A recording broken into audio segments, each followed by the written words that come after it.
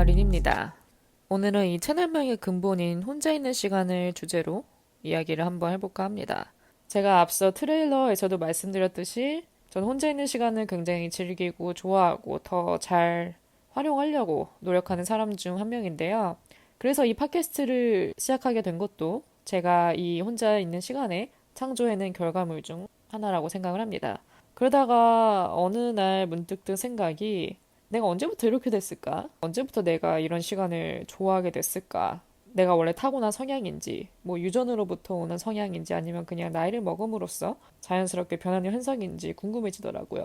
근데 또 그렇다고 이 세상 모든 어른들이 다 이렇진 않으니까 또 밖에 나가서 노는 그런 소셜 활동을 좋아하는 분들도 많으니까 딱 답을 내리기가 어렵더라고요. 그러면서 머릿속에 드는 여러 질문들을 한번 제가 몇 가지 모아봤습니다. 그 질문들에 대해서 제가 내린 뭐 분석이나 의견들을 한번 전달을 함으로써 혼자 있는 시간을 잘 보내기 위한 동기가 필요한 분들 또는 소셜 활동에 너무 지친 나머지 혼자 있어 보고자 하시는 분들을 위한 제가 팁도 몇 가지 준비를 했으니까요. 끝까지 에피소드 잘 들어주시면 감사하겠습니다. 그럼 제가 모아본 질문 중 첫 번째는 일단 근본, 이 원인에 관해서 제가 물음표가 생기더라고요. 이 혼자 있는 게 좋은 건 혹시 인간의 본능이 아닐까라는 생각? 예를 들어 결혼 생활을 오래 한 부부가 있다고 치면은 인터넷에도 관련된 밈이 있잖아요. 와이프가 며칠 동안 친정에 가 있는다 할 때 반응 이런 거. 그러면서 딱 혼자 그 집을 차지하게 되었을 때 그 짜릿함을 표현하는 그런 걸 보면서 저 사람들 왜 이렇게 행복해 보이지? 이런 질문을 갖기보다는 이해하잖아요. 저희가 그런 감정들을. 그런 감정이 무슨 기분인지 잘 알잖아요. 왜냐면 자연스러운 거니까. 배우자가 싫고 좋고를 떠나서 그렇게 오랫동안 한 공간을 공유하다가 나 혼자 이제 독차지하게 됐을 때 아무도 나한테 뭐라고 하는 사람이 없을 때 내가 내 맘대로 할 수 있고 이런 자유를 만끽하게 되니까 거기서 오는 그런 짜릿함이 있는 거잖아요. 그런 걸 보면 이렇게 인간이 혼자 있고 싶어 하는 거, 혼자 있을 때 그 안정감, 그런 게 굉장히 삶에서 필요하구나. 어떻게 보면 이거는 우리 삶의 일부다. 자연스러운 감정이다. 라는 생각이 들더라고요. 또 그러면서 동시에 대비되는 질문은 인간은 또 혼자만 살 수 없다.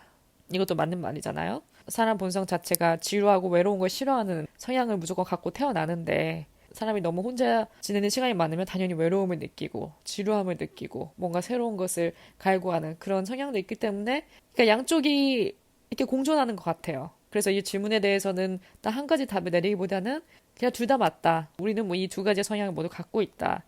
이렇게 저만의 결론을 내려봤습니다. 그러면 이제 두 번째 질문이 이 성향은 타고난 건가 변한 건가? 이제 제 자신한테 한번 질문을 던져보게 되더라고요. 그러면서 제 어린 시절부터 한번 되짚어봤어요. 어린 시절에 나는 어땠는지. 근데 그때는 그 나이 닿았던 것 같아요. 천진난만하잖아요. 항상 친구들과 나가서 놀고 그리고 그 시절에는 그게 나가서 놀고 그런 게 어려운 게 아니었어요. 딱 방과 후에 친구들끼리 같이 하교한 다음에 만약에 숙제가 있다 하면 그럼 나 숙제하고 몇 시에 어디 놀이터에서 만나자 그러면 그냥 다들 모여가지고 만났어요. 그냥 어디든 나가면 밖에 친구들이 있었고 모이기도 쉬웠고 그래서 항상 그렇게 밖에서 놀고 그러는 게 어떻게 보면 당연한 그 나이 때는 당연한 거였고 저도 많이 놀았던 것 같아요 친구들하고. 그래서 그런 어린 시절을 뭐 내향적인지 외향적인지 따지기보다는 그냥 그 나이 다웠다인 것 같습니다. 그렇다고 제가 막 시끄럽고 나대는 그런 성향은 아니었지만 또 한편으로는 어느 정도 관심은 끌고 싶어서 반에서 이제 회장 부회장 선거가 있을 때는 항상 나갔던 기억이 납니다. 제 기억에 분기별로 항상 뽑았었던 것 같은데 그런 데는 왠지 나가가지고 한번 뽑히고 싶은 욕심이 항상 있었어요. 일단 뽑혔다는 그 자체가 어느 정도 친구들이 나를 믿고 있다? 내가 어느 정도의 리더십이 없진 않다? 이걸 약간 증명하는 계기도 되고, 반은 또 인기 투표죠. 내 존재감을 좀 확인하고 싶은 마음에. 이런 거 은근히 욕심이 있어서 막 그렇게 내성적이진 않았던 것 같아요. 근데 여기서 웃긴 게 회장부에다 선거는 나가지만 막상 회장은 안 뽑아줬으면 하는 마음이 있었어요, 한편으로. 왜냐면 확실히 그 두 개가 느낌이 다르거든요. 회장은 은근히 책임감을 요하는데 부회장은 그것보다 좀 덜해서 그냥 회장이 좀 하기 힘든 애들 옆에 좀 도와주고 그런 게 있어서 선거에 나가지만 회장까지 뽑히고 싶지 않다. 부회장으로 만족한다. 그래도 어느 정도 내 존재감을 확인하고 싶다. 이런 심리로 친구들의 주목을 받고 싶었던 제 그런 모습이 있었습니다. 또 그때 한창 뭐 다른 곳은 모르겠지만 또 저희 반에서는 핫했던 게 생일 파티였어요. 반에 어떤 남자인 친구가 이제 생일 파티를 여는데 집에 애들을 초대하려고 초대장을 만들어 왔더라고요. 막 파워포인트에 이제 몇 월 며칠 몇 시 어디서 우리 집에서 이렇게 해가지고 초대장을 이렇게 이쁘게 파워포인트로 제작을 해서 반이 총 30명이라 치면은 30명 책상에 다 놔뒀던 거예요. 아침에 일찍 와가지고. 뭐 30명한테 초대장을 다 돌렸다 해서 30명이 다 올 거라고 예상은 당연히 안 했는데 막상 그날 생일 파티 가니까 거의 8, 90%의 출석률을 자랑을 하더라고요. 그렇게 한번 친구가 여는 걸 보고 나니까 저도 경쟁심이 생기더라고요. 그럼 나라고 못할 게 있나? 그러면서 저도 똑같이 했죠. 저만 갖고 있었던 신경전일 수도 있는데 그냥 그런 게 있어서 저도 똑같이 이제 만들어가지고 아침에 일찍 등교를 해서 친구들 책상에 하나하나씩 다 놔뒀던 기억이 있습니다. 그래도 엄마한테는 얼마 안 올 거라고 얘기는 했죠. 설마 얼마나 오겠어. 그냥 뭐 10명만 와도 좋다. 이러고 있었는데 놀랍게도 20명, 20명 넘게 왔었던 것 같아요. 그때가 아마 초등학교 5학년 때였나? 뭐 엄마가 약간 예상 인원을 초과해가지고 좀 힘들어 하시긴 했지만 어쨌든 친하고 덜 친하고 그걸 떠나서 애들이 이렇게 축하해주러 온 것 자체가 지금 생각하면 너무 행복했고 그때는 또 그런 생일 파티 묘미 중 하나가 생일 선물 공개하는 시간이었어요. 뭐, 이렇게 안 친한 친구들은, 알죠? 1,000원짜리 연필 세트 사와가지고 그냥 음식 맛있게 먹고 가고, 이제 어느 정도 친한 친구들은 나름 고민해서 사온 생일 선물. 자주 그게 열어보면 그렇게 기분이 좋을 수가 없었던 것 같습니다. 이렇게 집에서 생일 파티 1차로 하고 피자 먹고 햄버거 먹고 2차는 놀이터. 그래서 뺑뺑이 타면서 남자들이 뺑뺑이 돌리고 또 3차는 이제 남은 애들만 남아서 끝까지 해가 질 때까지 놀다 헤어지고 또 이게 추억을 되살려 보니까 진짜 활발하게 잘 놀았던 것 같아요. 그래서 지금 이 주제를 가지고 과거를 되짚어 보면은 딱히 그때는 성향 그런 것 자체가 중요하지 않았던 것 같아요. 그냥 그 나이에 맞게 놀았다. 너무 내향적이진 않았다? 정도인 것 같습니다. 그 다음 두 번째 질문이 밖에 나가는 게 점점 힘들고 기빨리는 이유가 뭘까에 대해서 생각을 해보게 되었어요. 일단 그 중에 첫 번째는 그 노는 것 자체가 딱히 의미가 없다는 것을 언제부턴가 깨닫게 되더라고요. 일단 물론 그 이유 중 하나는 빈도가 너무 잦아서인 것도 있죠. 20대 초반 그때를 돌아보면은 그때는 에너지가 정말 가득하잖아요. 이틀 연속으로 이렇게 술 먹고 놀아도 화장하고 나갈 힘이 있었던 지금 생각하면 말도 안 되죠. 지금은 절대 하라고 해도 못하는데 그때라서 가능했던 것 같아요. 그러니까 거의 루틴이 된 거죠. 일주일에 항상 주말에 나가서 노는 거. 이게 항상 루틴이 돼버렸으니까 더 이상 이게 특별한 일이 아닌 거예요. 어쩌다 한 번씩 놀면 그게 되게 재밌고 뭔가 추억이 되고 아 그때 이게 재밌었지 이게 있는데 계속 놀다 보면은 딱히 남는 게 없더라고요. 남는 거라고는 이제 다음날 아침에 일어나서 느껴지는 숙취와 함께 현타감, 세게 몰려오는 현타감, 그 정도? 그러니까 이제 모든 게 다 정도가 있다는 게 너무 많아서도 안 되고 적어서도 안 된다는 걸 느꼈습니다. 또 나이를 먹고 성숙해지고자 하는 의지도 있으니까 이제 점점 이런 활동들이 의미가 없다는 걸 더 느끼는 것 같아요. 또 한 가지 제가 노는 활동을 줄이고 이렇게 집에 혼자 있는 시간을 늘림으로써 이 생활에 안정화되고 계속 앞으로도 유지할 수 있는 이유 중 하나는 제 주변에 지금 남은 친구들도 다 저와 비슷한 시기에 있어서 이게 가능한 것 같아요. 예를 들어서 이게 항상 같이 놀던 친구 중 한 명이 이제는 나 이제 그만 좀 놀고 싶다. 나 이제 좀 집에 있을래. 나 그만 나갈래. 그 남은 친구도 그래 그럼 나도 좀 그래야겠다. 이게 아니라 왜? 좀 더 놀아야지. 난 더 놀고 싶은데 이렇게 서로 의견이 안 맞다 보면은 사이가 어떻게 보면 틀어지게 되거든요. 그래서 이런 시기에 접어듦에 있어서 친구와의 관계, 특히 맞는 친구, 내 곁에 맞는 친구가 있는지 그 유무가 굉장히 중요하다는 걸 느꼈어요. 물론 이 친구 관계에 있어서는 제가 따로 에피소드를 만들 예정이지만 간단하게 짚어보면은 20세부터 지금까지 이제 거쳐간 친구들이 있죠. 어떻게 보면 이렇게 떨어져 나갈 친구들, 좀 멀어질 친구들은 멀어지고 남을 친구들 남는데 그 중에 영향이 컸던 거는 이런 스타일인 것 같아요. 노는 스타일, 서로 어느 포인트를 좋아하는지, 예를 들어 술을 좋아하는지 아니면 그냥 밖에 나가서 사진 찍고 맛집 다니고 그런 스타일을 좋아하는 건지 거기에 따라 이제 계속 볼 친구와 안 볼 친구가 나눠지는 것 같아요. 그렇기 때문에 지금 현재 제가 이 시기를 잘 보내고 있는 것도 다행 옆에 이렇게 남아준 친구들 또 저와 비슷한 선상에 있기 때문이지 않을까라는 생각이 듭니다. 우리가 혼자 있는 법을 배워야 되는 이유, 이 시간이 가치 있는 이유, 한마디로 장점을 한번 파헤쳐 보려고 해요.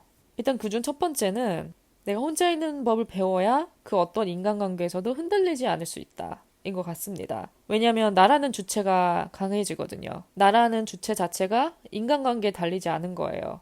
우리가 우리 인생을 기겨 놓고 봤을 때 다른 사람과 보낸 시간보다 혼자 보내는 시간이 압도적으로 당연히 많죠. 그래서 이 시간이 어색하고 지루한 게 아니라 자연스러운 거, 그렇게 느껴지도록 만들어야 된다고 생각합니다. 예를 들어 우리가 사랑하는 사람, 뭐 가족, 친구, 연인, 그 관계가 영원하지 않잖아요. 예기치 못한 순간에 누군가 이별을 하게 되고, 누군가 멀어지게 되고, 본의 아니게 혼자 남게 됐을 때, 그 순간에 어쩔 줄 모르고 당황하기보다는 자연스러운 현상임을 받아들이고, 또 나만의 시간을 계속해서 갖고 나가는 거죠. 그 사람이 내 옆에 있든 없든, 나는 내가 하던 일을 계속 할 거고, 나는 딱히 거기에 영향을 받지 않는다. 이렇게 뭔가 단단한 내면이 쌓여 있어야 어떤 상황에서도 흔들리지 않을 수 있다. 인 것 같습니다. 그래서 저희가 이 시간을 잘 활용해야 되고, 혼자 있는 시간이 저에게 주는 장점 중 하나인 것 같습니다. 또 두 번째는 나 자신에 대해 알아갈 수 있는 굉장히 귀중한 시간이라고 생각을 해요. 우리가 다른 사람과 함께 있을 때, 밖에 나가서 이렇게 놀 때, 여러 사람과 어울릴 때, 그럴 땐 내 진정한 모습이 좀 감춰지는 느낌이 들어요. 물론 이제 어느 정도 편안한 친구가 있으면 내 본 모습대로 이렇게 하겠지만 만약에 좀 불편한 사람이나 친하지 않은 사람과 있다 보면은 본의 아니게 이렇게 가면을 쓰게 되는 경우도 있고 딱히 그렇게 내키지 않는 자리에 나를 자꾸 노출시키게 되고 그러면 나를 좀 돌아볼 시간이 계속 적어지는 것 같아요. 그래서 저는 그땐 정말 몰랐어요. 제가 어떤 사람인지를. 그리고 내가 어떤 사람인지 생각해볼 그 생각조차를 안 했던 것 같아요. 그런데 이렇게 혼자 있는 시간이 많아지면서 처음으로 내 자신을 돌아보게 됐던 것 같아요. 그 혼자 있는 시간에 제가 가끔 멍 때릴 때도 많거든요. 그냥 가만히 앉아서 이렇게 머릿속에 드는 생각 하나하나 짚어보다 보면은 나에 대해 좀 발견을 하게 돼요. 내가 어떤 사람이고 내가 뭘 좋아하는지, 내가 뭘 싫어하는지. 그러면서 뭔가 자기 것을 발견해가는 과정이 되더라고요. 그럼 이렇게 한번 훑어봤고 이 시간을 어떻게 하면 잘 보냈다고 소문이 날지 나름 좀 건강하게 보내는 팁, 부지런하게 보내는 팁을 제 경험 삼아 먼저 말씀을 드려볼까 합니다. 제가 이 시간 동안 발견한 관심사 중 하나는 여행이었어요. 제가 2019년에 친구와 함께 일본 오사카를 방문을 했던 적이 있어요. 진짜 짧게 여행으로 3박 4일 정도? 근데 그 여행이 저한테 그냥 단순한 여행이 아니라 굉장히 깨달음이 큰 여행이었어요. 나름 이제 일본을 간다고 이제 일본어를 한번 배워보자 해서 구몬을 제가 시작을 했거든요. 한 두세 달 정도 했던 것 같아요. 그래봤자 이제 겨우 가타카나 정도 떼고 일본 여행 갔습니다. 그러니까 일본어를 못하는 상태에서 갔죠. 근데 일본어 못해도 어쨌든 여행은 어느 정도 다 하니까 사람들이. 그래서 갔는데 이제 여행에서 가장 큰 게 변수잖아요. 가장 큰 영향을 끼치는 게. 그래서 저희가 도착하자마자 트레인을 놓쳐가지고 시간을 놓쳐가지고 티켓을 교환해야 되는 상황이 생겨서 영무원한테 가서 티켓을 바꿔달라고 말을 해야 되는데 일본어를 못하니까 당연히 영어를 썼죠. 떠오르는 아무 단어나 이렇게 짜집기 해가지고 어찌어찌 말은 전달을 해가지고 다행히도 알아들어서 티켓을 교환을 했습니다. 그러고 이제 드는 생각이 내가 공부를 했더라면 좀 더 요리 있게 정리를 해서 그 사람이 알아듣든 알아듣지 못하든 이 정도밖에 구사를 못했다는 거에 대해서 되게 뭔가 내 자신한테 만족을 못했어요, 제가. 그러면서 희한하게 일본에서 영어 공부를 해야겠다는 다짐이 생겼습니다. 일본에서 일본어 공부가 아니라 여행 중간중간에 그 외에도 변수가 계속 있었어요. 친구가 교통카드 잃어버리거나 주문을 해야 될 때, 그럴 때 일본어를 사용할 수 있으면 좋겠지만 그게 안 되니까 어떻게 이렇게 영어로 계속 해야 되는데 그 여행 내내 아, 외국어를 정말 공부를 해야겠다. 라는 생각이 절실하게 들더라고요. 그중 하나가 일단은 영어였어요. 왜냐면 영어가 기본이니까. 보통 여기까지는 모든 사람들이 다 겪긴 해요. 아, 이제 공부해야겠다. 영어 공부해야겠다. 근데 이러고 실행까지 옮기기가 굉장히 어려운데, 저는 그 깨달음이 되게 컸나 봐요. 그때 와가지고 바로 시작을 했어요. 영어 공부를. 유튜브를 키고. 어떻게 보면 거의 열정 정도? 아, 이게 내 열정이다. 그러면서 희한하게 매일매일 공부를 했습니다. 그렇다고 막 몇 시간씩 앉아있는 그 정도의 제가 집중력은 안 돼서 틈틈이 공부하는 전략으로. 그 대신 매일매일만 해보자. 그렇게 해가지고 이제 점점 영어 공부에 흥미를 느끼면서 드는 생각이, 아, 이제 영어를 배웠으면 써먹어야지. 라는 생각이 들더라고요. 안 써먹을 거면 배우는 의미가 있나? 그러면서 이어지는 다음 생각이, 그럼 미국을 가자. 여행이든 뭐든 간에 미국 한번 가보자. 그러면서 이제 미국 여행은 꿈꾸게 됐어요. 그리고 이제 딱 독립도 했고 혼자만의 공간도 생기고 이제 관심사도 찾았겠다. 한번 파보자. 그래서 집중적으로 좀 파보기 시작을 했어요. 내가 가고자 하는 곳에 대한 정보를 얻어야 되니까 브이로그를 굉장히 많이 찾아봤고 유튜브 피드에 뜨는 다른 관련 영상들은 다 차단하고 오직 해외 여행 유튜버만 뜨게끔. 근데 그게 저한테는 무슨 훈련이 아니라 굉장히 즐거운 시간이었어요. 계속 이렇게 하다 보니까 너무 가고 싶고 그거에 관련된 미래를 꿈꾸게 되고 계속 계획을 하게 되고 하다 보니까 아, 이게 내 열정이구나. 어떻게 보면 저는 살면서 한 번도 열정이라는 걸 가져본 적도 없었고 심지어 되고 싶은 것도 없었고요, 저는. 그런 것 자체를 깊게 생각해 본 적이 없는데 이제 비로소 깨닫게 된 거죠. 또 다행히도 제가 이렇게 몰두할 한 가지가 생겼다는 자체가 너무 기뻤던 것 같아요. 그래서 저처럼 이렇게 관심사를 하나 찾아보는 게 좋을 것 같아요. 저는 좀 일이 커졌지만 여러분들은 꼭 그럴 필요 없이 사소한 것부터 시작하면 좋을 것 같아요. 하물며 취미라도 그냥 단순하게 나 좀 몸매 관리하고 싶다. 요가, 필라테스 한번 배워볼까? 그래서 남는 시간에 필라테스 한번 파볼 수도 있고 독서를 한번 시작해볼 수도 있고 아니면 그림 그리기, 미술을 좀 배우고 싶다 이럴 수도 있는 거고 그냥 자기가 좋아하는 걸 시작하면 될 것 같아요. 그 대신 좀 안 질리고 오래 할 수 있는 거. 그냥 해볼까? 이렇게 애매한 감정보다는 나 이거 진짜 해보고 싶었는데 이런 좀 확신이 드는 한 가지를 생각을 해내서 내 자신 한번 테스트 해보는 것도 좋을 것 같아요. 내가 얼마나 꾸준히 유지를 하는지, 얼마나 이걸 내 것으로 만드는지. 자, 그럼 이렇게 전반적인 장점과 함께 더불어 어떻게 하면 잘 보낼지에 대한 팁도 한번 전달해드렸는데요. 그냥 이렇게만 하고 끝내면 좀 현실성이 없는 것 같아요. 왜냐면 단점도 있잖아요. 그래서 단점이 무엇인지 한번 이야기를 해보자면 집순이와 박순이 사이의 밸런스가 깨졌을 때가 단점인 것 같아요. 혼자 있는 시간이 너무 지나치게 많으면 외로움을 안 느낄래야 안 느낄 수가 없어요. 그리고 또 뭔가 세상과 단절된 느낌? 포모라고 하잖아요, 보통. 그리고 이렇게 밖에 있는 사람들 보면 굉장히 저 사람도 여기 가고 저 사람 저기 가는데 뭔가 나만 혼자 이렇게 동떨어져 있는 느낌. 그런 느낌이 당연히 들 수 있죠. 그러면 말이 나온 김에 이걸 어떻게 찾냐? 이 밸런스를 어떻게 찾냐? 비율을 적당하게 맞추는 게 중요할 것 같아요. 물론 이렇게 5대5로 맞추면 좋죠. 집순이, 박순이의 비율을. 근데 제 생각에 5대5는 좀 불가능한 것 같고 7대3 정도? 집순이의 비율을 예를 들어 뭐 7, 박순이의 비율을 3 이렇게 해가지고 좀 적당하게 자신만의 비율을 찾는 게 중요하다는 생각을 합니다. 예를 들어서 저는 예전 같은 경우는 매주 나갔어요. 주말마다. 왜냐면 평일에 일을 하니까. 일주일이 풀 스케줄이었던 거죠. 일하고 주말도 놀아야 되니까 내가 혼자 있는 시간이라는 건 잠잘 때밖에 없었던 거예요. 그래서 저 같은 경우는 예전에는 일주일에 2번 친구와 만나서 놀았다 하면은 한 달에 한 번으로 줄이고 2달에 한 번으로 줄이고 이렇게 점점 천천히 줄여 나갔어요. 이렇게 한번 각성을 하니까 줄여 나가는 게 이렇게 어렵진 않았거든요, 저는. 그리고 친구도 저랑 같이 비슷한 선상에 있었기 때문에 서로 이렇게 거리를 둔 거죠. 그렇다고 사이가 멀어졌다 그런 건 아니지만 서로 이제 그런 시기가 온 거죠. 그렇기 때문에 다행히도 저는 뭐 인간관계에 딱히 문제 없이 친구 관계에 문제 없이 천천히 혼자 있는 시간의 비율을 늘려갔던 것 같습니다. 그럼 마지막으로 좀 주의해야 될 점, 어떻게 보면 단점이 될 수도 있는데 염두에 두고 있으면 좋은 점은 이렇게 혼자 있는 시간이 많으면 많아질수록 모든 걸 내가 계획하고 내가 생각해내고 내가 질문하고 답을 내리고 모든 것이 나라는 사람에 의해서 다 결정이 되기 때문에 가끔은 내가 너무 자기중심적인 거 아닌가라는 생각이 들 때가 있더라고요, 저는. 내 방식대로 하고 내 방식대로 결정을 내렸는데 이게 가끔 맞나? 너무 나만 고려하나? 이런 생각이 들 때가 있어요. 이런 순간에 우리가 비로소 느끼는 게 혼자만 살아갈 수 없다고 느끼는 거죠. 가끔은 주변 사람의 의견이 필요한 순간이 분명 있습니다. 그런 생각이 들 때면 친구나 가족, 연인한테 항상 이렇게 물어보고 의견을 들어보고 그런 순간을 가지면 더욱더 좋을 것 같습니다. 네, 오늘 이렇게 전반적으로 이 채널의 근본을 한번 파헤쳐 봤는데요. 어떠셨나요? 이 주제는 앞으로도 계속 할 얘기가 생길 것 같아요. 왜냐면 시간이 지나고 나이가 듦에 따라 생각이 또 바뀌기 때문에 그래서 또 나중에 이와 관련된 주제로 얘기할 거리가 생기면 또 다시 이렇게 에피소드를 한번 만들어 보겠습니다. 어쨌든 길면 길고 짧으면 짧은 시간 들어주신 모든 분들 감사드리고요. 저는 그럼 다음 에피소드로 찾아뵙겠습니다.